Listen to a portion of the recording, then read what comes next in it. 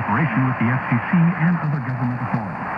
Equipment is being tested that can quickly provide warnings during emergencies. If this had been an actual emergency, official information, news, or instructions would have followed the alert tone. This concludes this test of the emergency alert system.